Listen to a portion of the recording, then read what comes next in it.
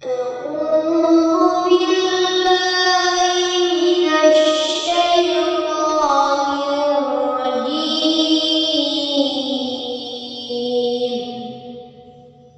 بسم الله الرحمن الرحيم. Assalamualaikum warahmatullahi wabarakatuh. Sahabat Abah Deren, semoga semuanya dalam lindungan Allah Subhanahu wa Ta'ala, dimurahkan rezekinya, dilapangkan segala urusan, dan diberikan kesehatan. Pada video kali ini kita akan mencoba membahas tentang ilmu akhlak. Untuk yang pertama, orientasi tentang akhlak. Pengertian akhlak secara etimologi.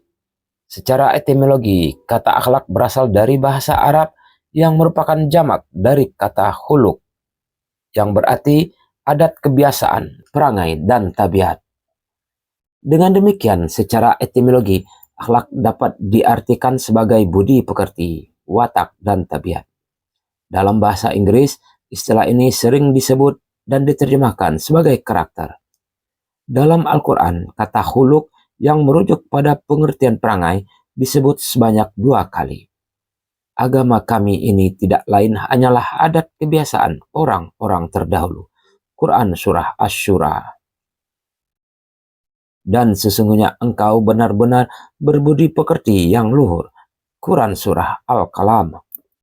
Dalam bahasa sehari-hari, demikian pula istilah etika dan moral yang artinya sama dengan akhlak. Walaupun sebenarnya kesamaan antara istilah tersebut terletak pada pembahasannya, yaitu persoalan mengenai baik dan buruk. Menurut ilmu Al-Jauzi, al-khuluq adalah etika yang dipilih seseorang. Disebut khuluq karena etika bagaikan khalaqah atau biasa dikenal dengan istilah karakter pada diri. Dengan demikian dapat dikatakan bahwa khuluq adalah etika yang menjadi pilihan dan diusahakan oleh seseorang. Adapun etika yang sudah menjadi tabiat bawaan disebut al-qiyam. Dengan demikian seringkali akhlak dengan etika atau moral dianggap sama. Sesungguhnya kata akhlak lebih luas cakupannya dibanding etika dan moral yang sering digunakan dalam bahasa Indonesia. Akhlak meliputi segi-segi kejiwaan dari tingkah laku seseorang secara lahir dan batinnya. Perumusan pengertian akhlak menjadi media yang memungkinkan adanya hubungan baik antara khalik dengan makhluknya dan antara makhluk dengan makhluk yang lain. Istilah ini dipetik dari kalimat yang tercantum dalam Al-Quran dan hadis Nabi. Dan sesungguhnya engkau benar-benar berbudi pekerti yang luhur. Quran Surah Al-Qalam ayat 64. Sesungguhnya aku diutus untuk menyempurnakan budi pekerti yang mulia. Diriwayatkan oleh Ahmad. Pengertian akhlak secara terminologi. Adapun pengertian akhlak secara terminologi menurut para ulama sebagai berikut.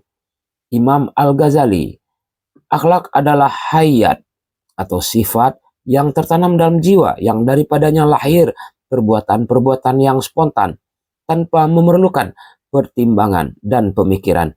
Maka jika sifat tersebut melahirkan suatu tindakan yang terpuji menurut ketentuan akal dan norma agama, ia dinamakan akhlak yang baik. Tetapi jika ia menimbulkan tindakan yang jahat, maka ia dinamakan akhlak yang buruk. Dari Ibnu Makkawiyah, keadaan jiwa seorang yang mendorongnya untuk melakukan perbuatan-perbuatan tanpa melalui pertimbangan pikiran terlebih dahulu. Keadaan ini terbagi 2, ada yang berasal dari tabiat aslinya, ada pula yang diperoleh dari kebiasaan yang berulang-ulang. Dari Muhyiddin Ibnu Arabi, keadaan jiwa seseorang yang mendorong manusia untuk berbuat tanpa melalui pertimbangan dan pilihan terlebih dahulu. Keadaan tersebut pada seorang boleh jadi merupakan tabiat atau bawaan, dan boleh jadi juga merupakan kebiasaan melalui latihan dan perjuangan. Dari Al-Qurtubi, suatu perbuatan manusia yang bersumber dari adab kesopanannya disebut akhlak. karena perbuatan itu termasuk bagian dari kejadiannya.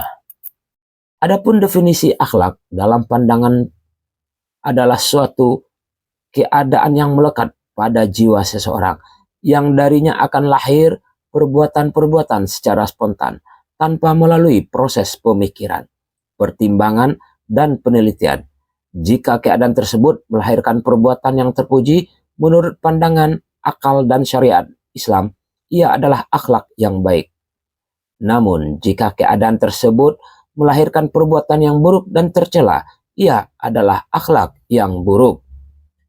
Dorongan jiwa yang melahirkan suatu perbuatan pada dasarnya bersumber dari kekuatan batin yang dimiliki oleh setiap manusia.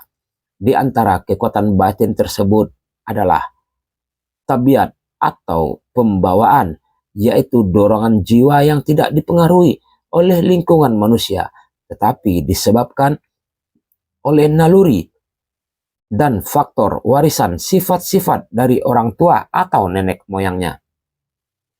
Dorongan itu disebut al-khuluq al-fitriyah.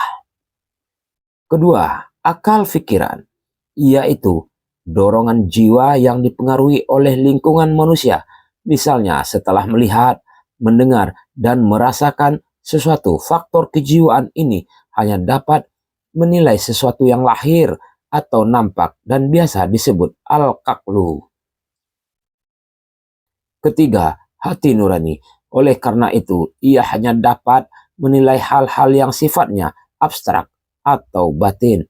Dorongan yang mendapat keterangan atau ilham dari Allah Subhanahu wa Ta'ala ini disebut juga dengan basyirah.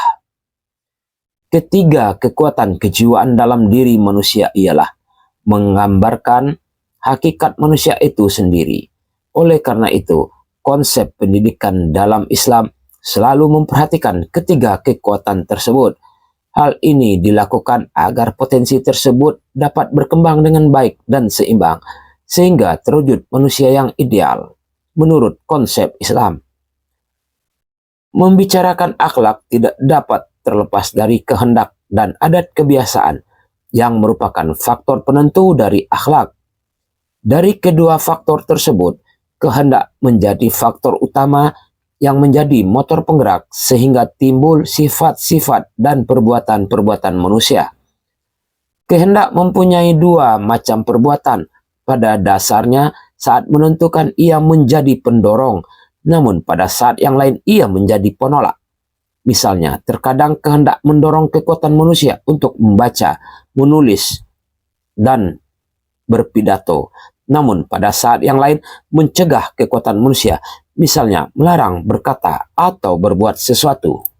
Dengan demikian dapat disimpulkan bahwa kehendak adalah sumber segala macam perbuatan. Dari kehendak itulah timbul segala kebaikan dan keburukan, bahkan keutamaan dan kehinaan. Imam Al-Ghazali dalam kitabnya Ihya Ulumuddin menyebutkan bahwa induk dari akhlak adalah 4 hal berikut. Pertama, al-hikmah atau kebijaksanaan.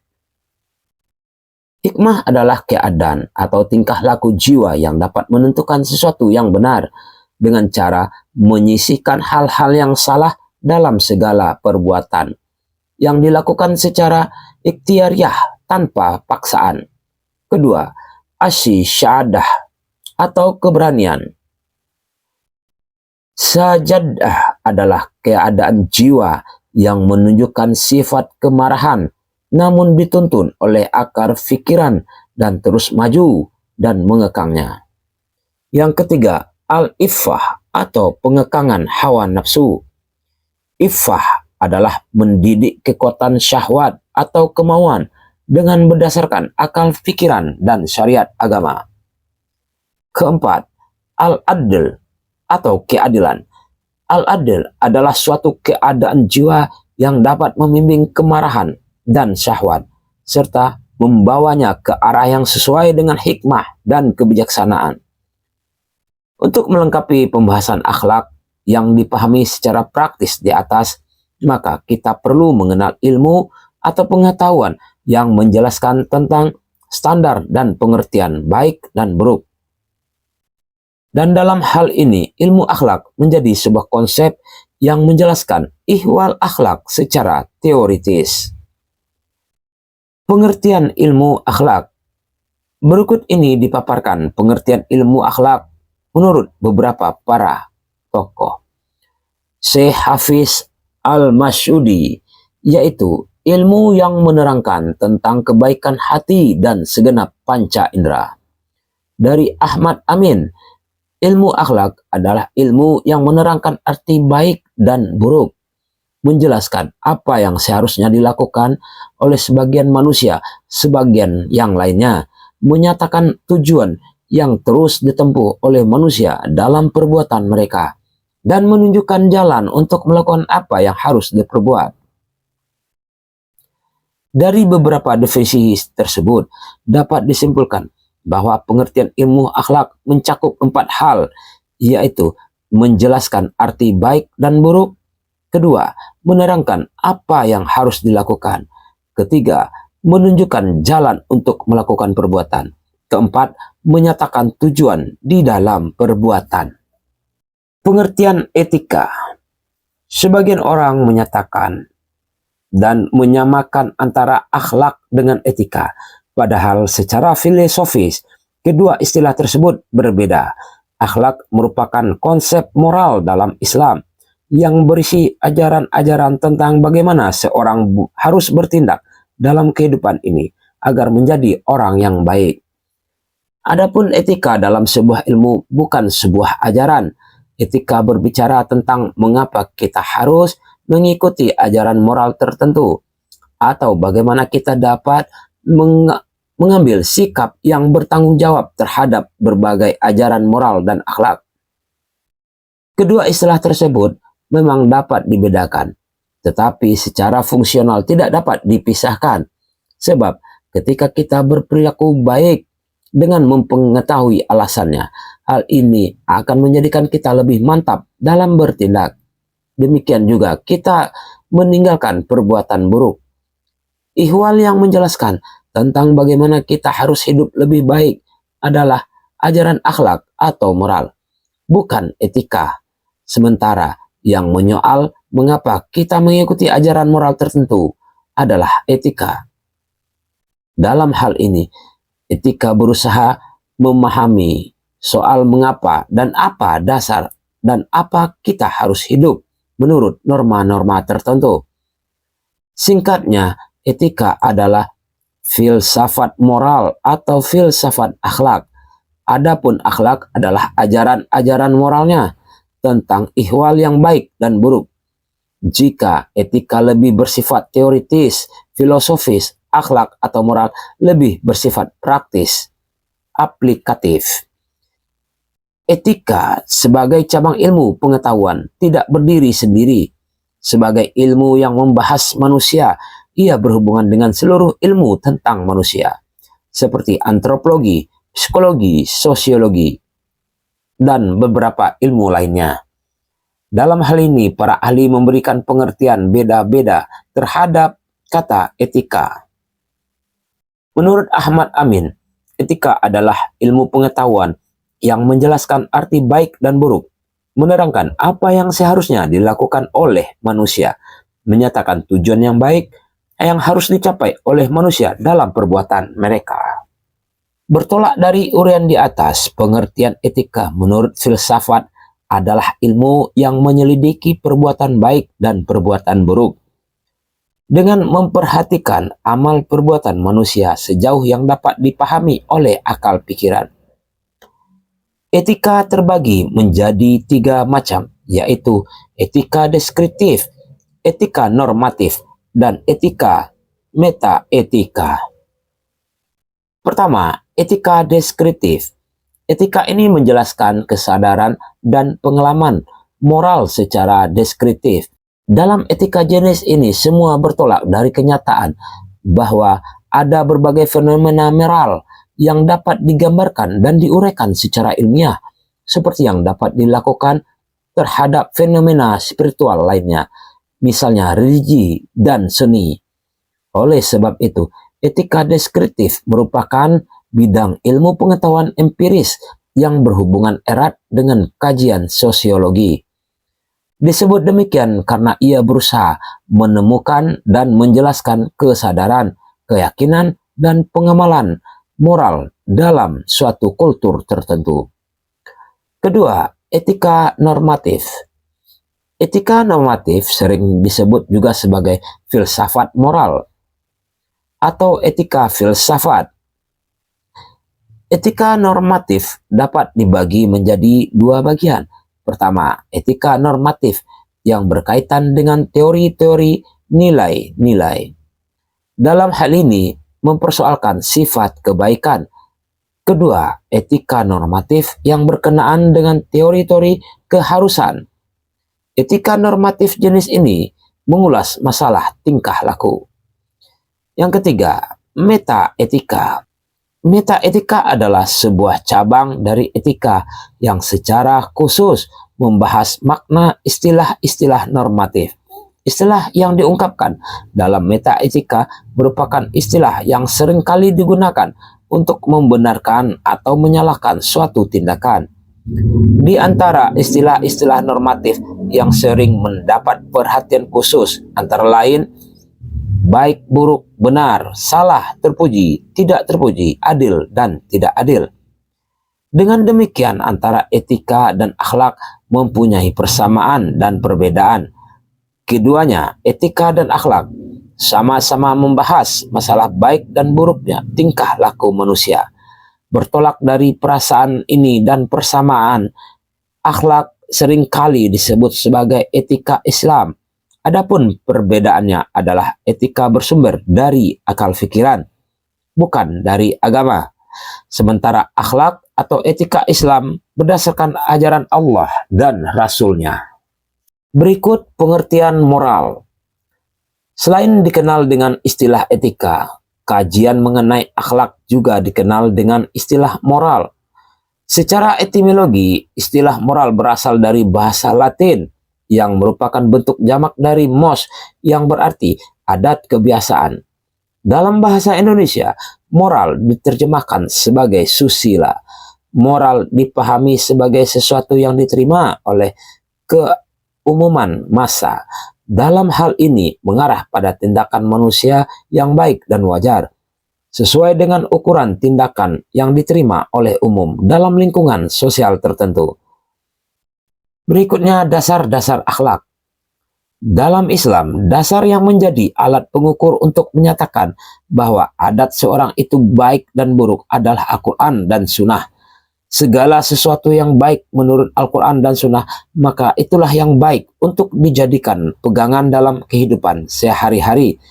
Sebaliknya, segala sesuatu yang buruk menurut ajaran Sunnah dan Al-Quran berarti tidak baik dan harus dijauhi. Dasar-dasar akhlak dalam Al-Quran. Dan sesungguhnya engkau benar-benar berbudi pekerti yang luhur. Quran Surah Al-Qalam. Sesungguhnya telah ada pada diri Rasul itu suri toladan yang baik bagimu, yaitu bagi orang-orang yang mengharap rahmat Allah dan keuntungan hari kiamat dan yang banyak mengingat Allah. Quran Surah Al-Ahzab. Agama kami ini tidak lain hanyalah adat kebiasaan orang-orang terdahulu. Quran Surah Asy-Syura. Sedangkan dasar-dasar akhlak dalam hadis, sabda Rasulullah, sungguh aku diutus untuk menyempurnakan akhlak yang mulia. Diriwayatkan Al-Bukhari dan Abu Daud. Sedangkan dalam sabda Rasulullah yang lain, mukmin yang paling sempurna imannya adalah orang yang paling bagus akhlaknya. Diriwayatkan oleh Tirmizi. Sesungguhnya seorang mukmin akan bisa mencapai derajat sholat malam dan orang yang puasa dengan akhlak yang mulia. Diriwayatkan oleh Ahmad. Setiap agama memiliki akhlak, dan akhlak agama Islam adalah rasa malu. Imam Malik. Dan dalam sabda Rasul yang lain, dua macam sifat yang tidak boleh ada dalam diri orang yang mukmin, yaitu sifat kikir dan buruk akhlak. Diriwayatkan Abu Sa'id. Kebaikan itu berakhlak mulia. Diriwayatkan oleh Tirmizi. Tujuan akhlak. Di kalangan ahli filsafat etika, persoalan mengenai tujuan yang ingin dicapai baik dengan melakukan sesuatu yang baik atau tidak dikenal dengan istilah summu bonum. Ihwal tersebut dalam bahasa Arab disebut dengan al-qayyah atau al-khairul kulli. Secara umum, ternyata tujuan yang akan dicapai manusia dengan perilaku yang tersebut adalah untuk mencapai kebahagiaan. Demikian juga dengan tujuan akhlak atau etika. Apapun bentuk dan alirannya adalah semata untuk mencapai kebahagiaan. Hakikat kebahagiaan yang menjadi tujuan akhir dari perilaku manusia itu memicu beragam pendapat yang berbeda-beda. Dari berbagai pendapat yang berbeda pula, ada sebagian dari ilmu-ilmu akhlak yang meletakkan kebahagiaan pada pemuasan nafsu makan, minum, dan syahwat. Selain itu, ada pula yang meletakkan kebahagiaan pada kedudukan atau derajat. Ada juga yang meletakkannya pada pencapaian kebijaksanaan atau hikmah. Contoh lain adalah aliran vitalisme yang berpendapat bahwa yang baik adalah orang yang kuat. Dengan kekuatan tersebut, ia dapat memaksakan kehendaknya agar ditaati oleh orang-orang di bawahnya. Adapun akhlak Islam berdasarkan tujuan pada pencapaian kebahagiaan. Kebahagiaan yang akan dicapai dalam akhlak Islam adalah kebahagiaan yang dapat melindungi perorangan dan melindungi umat. Inilah kebahagiaan sejati, bukan kebahagiaan yang bersifat khayalan dan angan-angan belaka. Sebagaimana telah dijelaskan dalam sebuah hadis bahwa tujuan diutusnya Nabi Muhammad SAW adalah untuk menyempurnakan akhlak. Sungguh aku diutus untuk menyempurnakan akhlak yang mulia. Diriwayatkan Al-Bukhari, Abu Daud, dan Hakim. Hadis tersebut berkaitan erat dengan firman Allah, dan kami tidak mengutus engkau Muhammad, melainkan untuk menjadi rahmat bagi seluruh alam. Al-Anbiya ayat 21. Hubungan antara hadis dan ayat di atas adalah rahmat yang dibawa Nabi Muhammad SAW bagi semesta alam, terwujud melalui penyempurnaan akhlak atau budi pekerti. Dengan mengetahui tujuan utama diutusnya Nabi Muhammad akan dapat mendorong kita untuk menjadi dan memberi serta memiliki akhlak mulia. Akhlak merupakan sesuatu yang paling penting dalam agama. Bukan tujuan utama ibadah sekalipun adalah mencapai kesempurnaan akhlak. Dengan demikian, dapat dikatakan bahwa ibadah yang tidak mendatangkan akhlak mulia merupakan gerakan ritual formalitas semata. Ibadah demikian tidak akan mendatangkan akhlak mulia yang menjadi tujuan utamanya. Sebagai contoh, seorang yang melakukan sholat namun tidak menyebabkannya terhindar dari perbuatan-perbuatan keji atau mungkar. Ihwal tersebut menunjukkan bahwa sholatnya itu hanya sebatas ritual formalitas. Sholatnya belum memberi bekas kebaikan bagi pelakunya. Adapun seharusnya seorang yang telah menjalankan sholat dapat mencegah dirinya dari kemungkaran dan kemaksiatan. Itulah tujuan akhlak, yang pada intinya adalah pencapaian budi pekerti mulia bagi seluruh umat Islam. Demikian sahabat Abah Deren dalam video kali ini. Jangan lupa subscribe dan bagikan, bunyikan tanda loncengnya. Sampai ketemu di video berikutnya. Salam sehat, salam sukses. Assalamualaikum warahmatullahi wabarakatuh.